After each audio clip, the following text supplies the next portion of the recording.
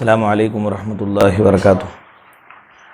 ان الحمد للہ نحمده ونستعینه ونستغفره ونعوذ باللہ من شرور انفسنا وسیئات اعمالنا من يهده الله فلا مضل له ومن يضلله فلا هادی له واشهد ان لا الہ الا اللہ وحدہ لا شریک له واشهد ان محمدا عبدہ ورسولہ اما بعد۔ محترم بھائیوں، پیاری ماں اور بہنوں، ہر طرح کی تعریف اس پروردگار کے لیے ہی لائق و سزاوار ہے جو سارے جہانوں کا تنہا پالنہار ہے۔ درود و سلام نازل ہو جیو اللہ تبارک و تعالیٰ کے بھیجے ہوئے سارے نبیوں پر، خاص کر ہمارے آخری نبی حضرت محمد مصطفیٰ صلی اللہ علیہ وآلہ وسلم پر، جنہوں نے امانت کے ساتھ دین اسلام کو دنیا کے کونے کونے تک پہنچا دیا۔ محترم بھائیوں، پیاری ماں اور بہنوں، اللہ تعالیٰ نے انسان کو پیدا کیا۔ پیدا کرنے کے بعد لوازمات زندگی بھی اللہ نے لکھ دیا۔ لوازمات زندگی یعنی انسان کا رزق، اس کی عمر، اس کی خوشی، اس کی غمی، اس کی بیماری، اس کی اچھائی، سب اللہ نے لکھ دیا۔ ہم پر ضروری ہے، واجب ہے کہ اللہ نے ہر ایک انسان کے تعلق سے جو لکھا، اس اللہ کی اس تقسیم پر، اللہ کے اس فیصلے پر خوشی اور مسرت کا اظہار کریں، خوش ہو جائیں، مطمئن ہو جائیں۔ یہ ایک مومن کے لیے اللہ کا ادب ہے اور یہ فرض ہے۔ اللہ کے فیصلے پہ راضی رہنا، اللہ کی تقسیم پہ راضی رہنا، یہ فرض ہے، یہ ادب ہے اللہ تعالیٰ کا۔ مان لیجئے کہ اللہ کی تقسیم پر راضی ہو جانا اور اس میں خوش رہنا، یہ بہت بڑا خزانہ ہے۔ جس آدمی کو یہ دولت مل گئی وہ کبھی غریب نہیں ہوتا۔ یعنی دل میں یہ سمجھے کہ رزق جو مجھے ملا ہے یہ اللہ کی تقسیم ہے، اللہ مجھے اتنا ہی دینا چاہتا ہے، بس راضی ہو گئے۔ یا عمر جتنی ملی ہے ہم کو، اس عمر میں راضی ہو جائے، یا خوشی ہے، غمی ہے، کسی بھی حالت میں ہو، ہم یہ سمجھنا کہ یہ میرے تعلق سے اللہ کی تقسیم ہے، اللہ نے اس طرح یہ چیز میرے نصیب میں لکھا ہے، یہ مجھے بہت پسند ہے، بہت راضی ہے۔ تو ایسا آدمی، ایسی عورت، ایسا مرد کبھی بھی غریب نہیں ہوتا۔ لیکن افسوس کے ساتھ یہ کہنا پڑتا ہے کہ یہ دولت آج اکثر لوگوں میں نہیں ہے۔ یہ دولت، یہ اللہ تعالیٰ کی تقسیم پر راضی ہونے کا خزانہ اکثر لوگوں کے پاس نہیں ہے۔ لوگ جو ہے اللہ کے فیصلے پہ شکوے شکایات کرتے ہیں، ایسے شکوے شکایات کرتے ہیں، معلوم ہوتا ہے کہ اللہ ان پہ ظلم کر رہا ہے۔ بعض گھر ایسے بھی پائے گئے، جاہل گھر میں کسی شوہر کا انتقال ہو گیا یا کسی چھوٹے بچے کا انتقال ہو گیا، تو بیوی اٹھی یا ماں اٹھی، مٹی لیا اور آسمان پہ پھینکی اور کہا کہ اللہ تو کتنا ظالم ہے، میرے بچے کو لے لیا، کتنا ظالم ہے تو کہ میرے شوہر کو لے لیا۔ اس کے شوہر کی عمر کتنی ہے اللہ نے تقسیم کر دیا ہے۔ وہ تقسیم پہ راضی ہو جانا ہی ایمان ہے۔ وہ تقسیم پہ راضی ہو جانا، خوشی کا اظہار کرنا، مطمئن ہو جانا دلی طور پر، یہ ایمان ہے۔ میرے ماں اور بہنوں، یہ گلے شکوے اگر ہم کرتے رہیں، گلے شکوے تقدیر پر، ہمارے نصیب پر، تقسیم اللہ کی جو تقسیم ہے اس پر، یہ گلے شکوے شکایتیں کرتے ہوئے نماز پڑھیں، روزہ رکھیں، حج کریں، زکوٰۃ دیں، سب کچھ کریں، لیکن اللہ تعالیٰ راضی نہیں ہوں گے۔ اللہ تعالیٰ اس وقت راضی ہوں گے جبکہ بندہ اللہ کی تقسیم پہ راضی ہو جائے۔ اللہ نے جو فیصلہ کیا ہے پیدا کرنے کے بعد، لوازمات زندگی جو اللہ نے رکھ دیا ہے، وہ فیصلے پہ بندہ یا بندی راضی ہو جائے، مطمئن ہو جائے کہ میرے رب کی تقسیم ہے، یہ اس کے اوپر میں راضی ہوں۔ ہم لوگوں کو ایک بات غور کرنی ہے، وہ یہ کہ ہمارا جو رب ہے نا، یہ رب ظالم نہیں ہے، ہمارا رب جو ہے گنہگار نہیں ہے، ہمارا رب سارے عیبوں سے پاک ہے۔ اگر اللہ ظالم ہوتا، اگر اللہ تعالیٰ ظلم کرنے والا ہوتا، اللہ تعالیٰ کوئی عیب والا ہوتا، تو پھر یہ ساری چیزیں ہم پر ظلم کرتے اللہ تعالیٰ۔ اگر کوئی عورت یا کوئی مرد اپنے نصیبہ پہ پچھتاتی ہے، یہ کہتی کہ میرا نصیب پھوٹے خراب ہے، یا کوئی مرد اپنے نصیب پہ پچھتاتا ہے، تو وہ اپنے پچھتاوے سے یہ بات بتا رہا ہے کہ اللہ نعوذ باللہ گناہ کرنے والا ہے، ظالم ہے۔ کیونکہ اللہ ظالم نہیں ہے، اللہ تو احسانات کرتے رہتا ہے ہم پر، نوازشیں اللہ کی بہت زیادہ ہیں، وہ دیتا ہے تو وہ اس کا کرم ہے، اس کے عطا کے مطابق ہمارے سجدے نہیں۔ اس کی عطا کے مطابق ہماری عبادتیں نہیں ہیں، بس وہ دیتا ہے، احسان ہے، کرم ہے، دیا ہے، سخاوت ہے، عطا ہے، اس کی تحفہ ہے اس کا، ورنہ اس کی ایک نعمت کے برابر بھی ہماری کوئی عبادت نہیں ہے۔ ساری زندگی عبادت میں لگ جائے، ایک نعمت کے بدلے کے طور پر ہم اس کا حق ادا نہیں کر سکتے۔ اس لیے اللہ نے فرمایا وَإِن تَعُدُّوا نِعْمَتَ اللَّهِ لَا تُحْصُوهَا، اللہ تعالیٰ کی نعمتوں کو گننے لگو گے ہرگز گن نہیں سکتے، تم شمار ہی نہیں کر سکتے، اتنی نعمتیں پروردگار تمہیں دے رہا ہے۔ میرے بھائیو، بتانا یہ ہے کہ انسان کو اگر اس کے مزاج کے خلاف معاملہ ہو جائے، کبھی کبھار وہ جو سوچتا ہے ویسا نہ ہو، اس کے اپوزٹ ہو، تو خوشی سے صبر کرنا چاہیے کہ میرے رب کو معلوم ہے مجھے کیا دینا ہے، کیا تقسیم میرے حق میں ہے، وہی میرے حق میں بہتر ہوتا ہے۔ جو میں چاہتا ہوں وہ کبھی بہتر نہیں ہوتا، اللہ جو چاہتے ہیں ہمارے نصیب میں ہمارے لکھا ہے وہی بہتر ہوتا ہے۔ اللہ نے قرآن کریم میں فرمایا ان الذين قالوا ربنا الله ثم استقاموا تتنزل عليهم الملائكة الا تخافوا ولا تحزنوا وابشروا بالجنة التي كنتم توعدون نحن اولياؤكم في الحياة الدنيا وفي الآخرة۔ یہ پوری آیت کریمہ میں اللہ تعالیٰ نے ایمان لا کر ڈٹ جانے والے، عمل کرتے ہوئے عمل پر ڈٹ جانے والے، یعنی اللہ کی تقسیم پر راضی رہ کر کے زندگی گزارنے والوں کے لیے بشارت سنائی ہے۔ کیا بشارت ہے؟ فرشتے ان پہ نازل ہوتے ہیں، فرشتے ان پہ نازل ہوتے ہیں، تسلی دیتے ہیں، جنت کی بشارت دیتے ہیں، دنیا و آخرت کی کامیابی کی ضمانت دیتے ہیں۔ یہ کن کے لیے؟ ایمان لا کر کے اللہ کی تقسیم پر راضی رہنے والوں کے لیے۔ ایک صحابی اللہ کے نبی صلی اللہ علیہ وسلم کے پاس آئے اور کہا یا رسول اللہ، دین اسلام کے بارے میں مجھے ایک ایسی بات بتائیے آپ کے بعد میں کسی سے نہ پوچھوں، بس عمل کرتا جاؤں۔ نبی کریم صلی اللہ علیہ وسلم نے کہا دو ہی باتیں بتلائیں، قل آمنت باللہ ثم استقم، ایمان لایا اللہ پر بولو پھر اس پر ڈٹ جاؤ۔ ڈٹ جاؤ کا مطلب اللہ، اب اس پہ جو بھی مصیبتیں آئی، پریشانی آئی، خوشی آئے، غمی آئے، یہ سمجھ جاؤ کہ اللہ کی تقسیم ہے، اللہ نے میرے نصیب میں ایسا رکھا ہے، بس اس کے عمل کرتے جاؤ۔ یہ دو کام تم کرو، تم کو آگے کسی کو پوچھنے کی ضرورت نہیں پڑے گی۔ آپ دیکھیں صحابی آ کے بنیادی باتیں پوچھ رہے نبی سے، اسلام کی بنیاد بتائیے، تو نبی صلی اللہ علیہ وسلم دو باتیں بتائے، ایک عقیدہ بتائے، دوسرا اللہ کی تقسیم پہ راضی ہونا بتائے۔ تو ہمیں یہ حدیث سے یہ سبق ملتا ہے کہ یہ بیس ہے، اللہ پر ایمان، رسول پر ایمان، فرشتوں پر ایمان، جنت اور جہنم پر ایمان، قبر کی زندگی پر ایمان، یہ بیس ہے، عقیدہ ہے۔ اس کے ساتھ ساتھ اللہ کی تقسیم پہ راضی ہو جانا، یہ بیس ہے۔ نیچے ہے بندے کے دل کے اندر، اس کے اوپر جتنے بھی عبادات کھڑی کی جائیں گی کھڑیں گی، نماز پڑھتا ہے، روزہ رکھتا ہے، ذکر کرتا ہے، صدقہ کرتا ہے، حج کرتا ہے، جو بھی کرتا ہے، یہ سب اوپر آ کر کے کھڑنے والی ہیں۔ بیس یہ دو ہی چیزیں ہیں، ایک تو عقیدہ ہے کہ یہ بات یاد رکھے کہ پروردگار ہمارا خالق مالک ایک ہے، وہی عبادت کے لائق ہے، اس کے سوا کوئی عبادت کے لائق نہیں۔ جناب محمد صلی اللہ علیہ وسلم اللہ کے آخری رسول ہے، اللہ تبارک و تعالیٰ نے آپ کو دنیا کے اندر رہبر اور رہنما بنا کر کے بھیجا، اور یہ انسان جو بھی زندگی گزارتا ہے مرنے کے بعد پھر دوبارہ اس کو اٹھایا جائے گا اور وہ اپنے کرتوتوں کا حساب و کتاب اللہ تعالیٰ کو دے گا۔ یہ عقیدہ ہے، یہ بیس ہے ہمارا، یہ بیس ایک، اور دوسرا اللہ کی جو بھی تقسیم اس پہ راضی، اس کے بعد جو بھی آپ عمل کریں گے اس کے اوپر بیٹھتا جائے گا۔ اس میں اگر ہم کمزور ہے، مختل ہے، اس کے اندر اختلاف ہے، یا اس کے اندر ہم لوگ گڑبڑ ہے، شک میں ہے، اللہ کی تقسیم پہ شک میں شکایات کرتے ہیں اللہ کے بندوں کو جا کے، تو اس کا مطلب یہ ہے کہ بیس ہمارا مضبوط نہیں ہے۔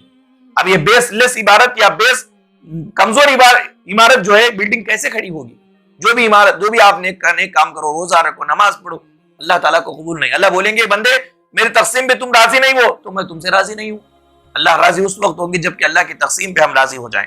آپ دیکھیں کائنات کے اندر سب سے بہترین لوگ کون؟ حضرات انبیاء، انبیاء علیہ السلام سب سے بہترین لوگ دنیا کے اندر، لیکن ان کو دیکھیں ہر قسم کا دکھ آیا، دکھوں کا سامنا کیا، کبھی بھی اللہ تعالیٰ کی مرضی کے خلاف کچھ انہوں نے نہیں کہا، بلکہ راضی ہو گئے اپنے تقدیر پر، نصیب پر، تقسیم پر۔ اللہ نے جو تقسیم ان کے حق میں کیا تھا راضی ہو گئے۔ قرآن پاک کا اگر ہم مطالعہ کریں گے تو ہمیں معلوم ہوگا کہ ابراہیم علیہ السلام نے وطن کو چھوڑا، گھر بار کو چھوڑا، ماں باپ کو چھوڑا اللہ کے دین کے لیے، ہجرت کرتے وقت درمیان میں بادشاہ کا ظلم سہے، لمبے عرصے تک بیٹا نہیں ملا، جب بیٹا ملا تو بیٹے کو کاٹنے کی اللہ تبارک و تعالیٰ نے کہا، پھر اس کے بعد آگ میں چلے گئے۔ یہ ساری پریشانیاں انہوں نے اٹھائی، کبھی بھی اللہ سے نہیں کہا کہ اللہ تو بول رہا ہے میں تیرا محبوب ہوں، اتنی سزائیں مجھے دے رہا ہے، یہ کبھی نہیں بولے۔ تقسیم تھی وہ اللہ کی، ابراہیم پر اتنی مصیبتیں آنا لکھا ہوا تھا، بس ابراہیم علیہ السلام اس پہ خوش ہو گئے۔ یعقوب علیہ السلام کو دیکھو کہ بیٹی کی جدائی بے قرار کر رہی ہے، آنکھیں رو رو کر کے چلی گئی، لیکن اللہ تعالیٰ کے خلاف ایک شکایت انہوں نے نہیں کی۔ اللہ کا شکوہ نہیں کیا، اللہ کی تقسیم پہ راضی ہو گئے. اللہ نے تقسیم کر دی، تیرا بیٹا تیرے سامنے گم ہو جائے گا، کئی سال تک گم رہے گا. کئی سال تک گم تھے حضرت یوسف علیہ السلام، لیکن صبر کیے. کبھی بھی اللہ تعالیٰ کے خلاف، اللہ کے ادب کے خلاف انہوں نے بات نہیں کی. خود حضرت نوح علیہ السلام کے بارے میں قرآن پاک میں آیا ہے، 1 سال 2 سال نہیں، 950 سال تک انہوں نے اللہ کی تبلیغ کی، اللہ کے دین کی تبلیغ کی. 950 سال تک توحید کی دعوت دیتے رہے، لیکن قوم کے لوگ نہیں مانے سوائے چند کے. بد دعا کر دیے نوح علیہ السلام، سیلاب آ گیا، سیلاب میں سارے لوگ ڈوب گئے، بیٹا بھی تھا ڈوب رہا تھا. نوح علیہ السلام نے اللہ سے دعا کی، ریکویسٹ کیا، درخواست کی. یہ کون سے نوح ہیں؟ یہ وہ نوح ہیں جنہوں نے اللہ کی راہ میں 950 سال تک لوگوں کے دھکے مکے کھاتے رہے. 950 سال دھکے مکے کھاتے رہے، ہر قسم کی آفت اور پریشانیوں کو گلے سے لگایا، اللہ کی طرف سے ہے بول کر کے. کتنے اب ایک بار کسی کو ہم بولتے نا کچھ بات وہ نہیں سنا تو پھر اس کی طرف منہ پلٹ کے بھی دیکھتے نہیں، ہم ہمارا سایہ بھی اس کے اوپر پڑنے دیتے نہیں. یہ میری بات سنتا نہیں ہے، اس کو میں کیوں بولوں جی، چھوڑو اس کو. اب نکل گئے دوسری طرف، انہی لوگوں میں جا کے 950 سال تک اللہ کے دین کی تبلیغ کرتے رہے. کتنے پاک نبی تھے. ایک ریکویسٹ کی اللہ سے، ایک درخواست کی. کیا درخواست؟ پروردگارہ میرے بچے کو بچا لے. اللہ تعالیٰ نے کہا کہ تمہارے تقسیم میں یہ لکھا ہوا ہے کہ تمہارا بچہ تمہارے سامنے مرے گا، تم کو نہیں بچایا جائے گا. تو نوح علیہ السلام کا بچہ ان کی آنکھوں کے سامنے پانی میں غرق ہو گیا. غرق ہونے کے بعد نوح علیہ السلام نے یہ کہا، قال ربی ان ابنی من اہلی وان وعدک الحق وانت احکم الحاکمین. پروردگارہ تیرا وعدہ تھا کہ میرے بچے کو بچائے گا، میری فیملی کو بچائے گا، میرے بچے کو میرے آنکھوں کے سامنے تو نے ڈبو دیا، تو بہترین فیصلہ کرنے والا ہے مالک. تو اللہ رب العالمین نے جواب دیا کہ یا اے نوح، یہ بچہ تیرے اہل میں سے نہیں ہے، اس کا عمل صحیح نہیں تھا، وہ تیرے خاندان میں سے نہیں ہے. دوبارہ اس طرح کا سوال اگر تو کرے گا تو تیری نبوت میں چھین لوں گا، تجھ کو جاہل بنا دوں گا. تیرے نصیب میں، تیرے تقسیم میں نے لکھ دیا کہ تیرے تقسیم میں یہ تھا کہ تیرا بیٹا تیرے سامنے مرے گا، ہلاک و برباد ہوگا. اب اس کے اندر تو میرے اوپر کامنٹ کر رہا ہے، شکایت کر رہا ہے، جو چیز لکھ دی گئی ہے. نوح علیہ السلام نے بڑے ادب سے کہا، ربی انی اعوذ بک ان اسألک ما لیس لی بہ علم. آج کے بعد مالک ایسا سوال کبھی نہیں ہوگا، تیری مرضی کے خلاف میں کبھی بھی، تیری ناراضگی کی بات میں کبھی نہیں کروں گا. اللہ مجھے معاف کر دے، ورنہ میں خسارہ اٹھانے والوں میں سے ہو جاؤں گا. یہ آیت کریمہ پر ہم غور کریں، ہمیں اپنا سبق اور اپنا جائزہ لینا چاہیے. وہ نبی 950 سال تک دین کی تبلیغ کرتے رہے، اللہ والے تھے، لیکن ان کی ایک درخواست بھی قبول نہ ہوئی. ایک درخواست، ایک ریکویسٹ انہوں نے اللہ سے کی، اللہ قبول نہیں کیا. تقسیم اللہ نے کر دیا تھا. اس لیے آج کتنے ہمارے بھائی ہیں، ایک بھائی کے بارے میں آتا ہے کہ وہ ان کی بیوی حاملہ ہوئی حمل سے، تو نماز مسجد کو آنا شروع کیے، اذان دیتے رہے، 5 وقت کی اذان دیتے رہے. لوگوں سے کہتے کہ بھائی دعا کرو کہ اللہ مجھے بچہ عطا کرے. نماز پڑھ رہے، اذان دے رہے، مسجد کی خدمت کر رہے. 9 مہینے ہوئے، بیوی نے بچی جنا، لڑکی ہوئی. تو اس کے بعد سے حضرت جو ہے نماز اسی کو چھوڑ دیے، اذان دینا تو دور کی بات. ان سے کہا گیا کہ کیوں بھائی نماز کیوں نہیں آ رہے؟ جاؤ جی، اللہ میرے اوپر ظلم کریا، کتنا خدمت کرم میں اس کے گھر کی، اذان دے رہا تھا، میں مسجد کی خدمت کر رہا تھا، لیکن اللہ نے مجھے بچہ نہیں دیا، بچی دیا. اب دیکھو اللہ کی تقسیم پہ یہ 9 مہینے 7 مہینے کیا خدمت کر دیے، 950 سال خدمت کرے نوح علیہ السلام. ان کی ایک درخواست قبول نہ ہوئی. اب ان کی ایک چھوٹی درخواست قبول نہ ہوئی، ان کی تقسیم پر اللہ نے جو تقسیم لکھ دی، یہ بیٹی ان کے حق میں کیا بھلی تھی معلوم نہیں، لیکن اللہ کی تقسیم پہ ان کو راضی ہونا چاہیے تھا. اب اللہ کا شکوہ شکایت کر رہے، اللہ سے دشمنی کر رہے، یہ کوئی انصاف والی بات ہے؟ میرے بھائیوں، حضرت یوسف علیہ السلام کو دیکھو، زندگی کا اکثر حصہ ان کا آزمائشوں میں گزرا. کنویں میں پڑے ہوئے، منڈیوں میں پڑے ہوئے، آوارہ عورتوں کی تہمتیں لگی ہوئی، قید بند کی صحبتوں میں برداشت کرتے ہوئے، باپ کی جدائی کا غم، ہر موڑ پہ انہوں نے اللہ کی رضا کو سامنے رکھا. مالک سے کہا کہ اللہ میرے تقسیم میں یہ مسائل ہے تو میں اس کو برداشت کروں گا. ہمارے نبی صلی اللہ علیہ وسلم کو خود دیکھ لیں، پیدا ہوئے یتیم تھے، باپ نہیں تھے نا، پیدا ہوئے یتیم تھے. 6 سال کی عمر میں والدہ انتقال، پھر دادا، پھر چاچا، اور بیوہ خاتون سے جوان بچہ شادی کی. 40 اور 5 سال کی عمر تھی امی خدیجہ کی. یہ نوجوان بچہ بیوہ خاتون سے شادی کی ہے.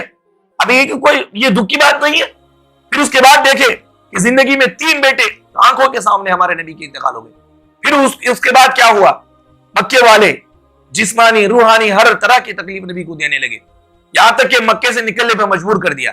جب مکے سے چلے گئے، مدینہ جانے کے بعد منافقوں کے صدمے، یہودیوں کے صدمے، کفار مکہ کی جنگیں، اور ہمارے نبی کے چچا حضرت حمزہ رضی اللہ تعالیٰ عنہ کا قتل، ان کی شہید، سب اللہ کے نبی کو کتنی تکلیفیں تھی، لیکن ایک ہی بات ہمارے نبی کہتے تھے، وَلَا نَقُولُ إِلَّا مَا يَرْضِي رَبُّنَا، وہی بات ہم کہیں گے جو ہمارے رب کو پسند ہے۔ یہ سب میرے نصیب میں اللہ نے لکھ دیا ہے، تقسیم کر دیا ہے، اس پہ میں راضی ہے۔ اللہ کی تقسیم پہ کبھی بھی انہوں نے سوال نہیں کیا۔ اللہ کی تقسیم، ایسی مصیبتیں ہم پہ آئی، بولیے ایسی کوئی مصیبتیں ہم پہ آئی جو نبی پہ آئی، لیکن اتنی مصیبتیں آنے کے باوجود انہوں نے اللہ کا شکوہ نہیں کیا، اللہ کی شکایت نہیں کی۔ ہم کو بھی چاہیے کہ زندگی میں خلاف مزاج اگر کوئی واقعہ ہو جائے، بیماری آ جائے، پریشانی آ جائے، اللہ کی تقسیم پہ ہم کو راضی رہنا چاہیے۔ اب عام طور پر اگر پوچھا جائے سب سے زیادہ مالدار کون ہے، تو لوگوں کا جواب یہ ہوگا کہ جس کے پاس بینک بیلنس مضبوط ہے، جس کا گھر دکان مکان مضبوط ہے، خاص ہے، بہت ساری چیزیں اس کے گھر میں موجود ہوں، وہ مالدار ہے۔ لیکن حدیث کے اندر اللہ کے نبی نے مالدار کی الگ تعریف کی۔ مالدار کا ڈیفینیشن نبی نے کیا کیا؟ ابو ہریرہ سے اللہ کے نبی نے کہا کہ کون ہے 5 کلمے مجھ سے لے کر کے خود بھی عمل کر کے دوسروں کو سمجھائے گا؟ ابو ہریرہ کہتے ہیں کہ یا رسول اللہ مجھے بتائیے۔ اس میں دوسری بات نبی نے بیان فرمائی، ورض بما قسم اللہ تکن اغنی الناس، اللہ نے تمہارے نصیب میں جو تقسیم لکھ دیا ہے اس پہ راضی ہو جاؤ، سارے دنیا کے لوگوں سے تم مالدار بن جاؤ گے۔ مالدار کی تعریف وہ نہیں ہے جس کے پاس خوب پراپرٹی ہو۔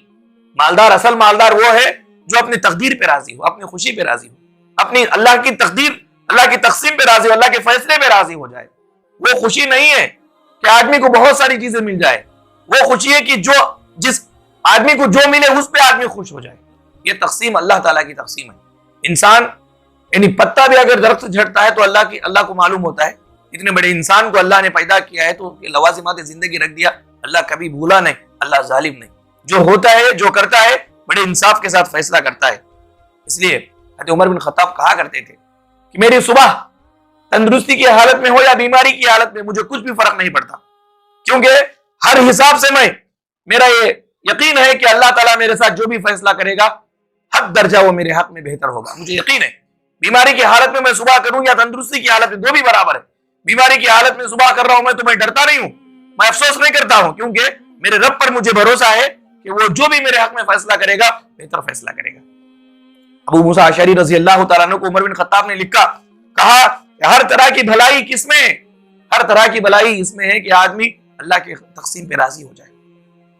اللہ نے جو فیصلہ کیا ہے انسان کو پیدا کرنے کے بعد اس فیصلے پہ راضی ہو جائے، یہ سب سے بڑی بھلائی ہے۔ اگر تم کو یہ طاقت ہو تو ایسا کرو، ورنہ تم صبر کرو۔ اسلاف یہ کہا کرتے تھے خزانے میرے پاس ہو، یہ ایک رات میں سارے خزانے چلے جائیں، تب بھی میرے پیارے مالک کو میں ہرگز، میرے پیارے مالک کے تعلق سے میں کبھی بھی شکوہ نہیں کروں گا، بس یہ بولوں گا کہ پروردگار نے میرے حق میں بہتر ہی کیا ہے۔ خزانے سب چلے گئے، ایک رات میں آدمی خلاش بن گیا، فقیر بن گیا، پھر بھی وہ کہتے تھے اسلاف ہمارے بڑے لوگ کہ اللہ تعالیٰ نے ہمارے حق میں بہتر کیا، سب سے بہتر کیا۔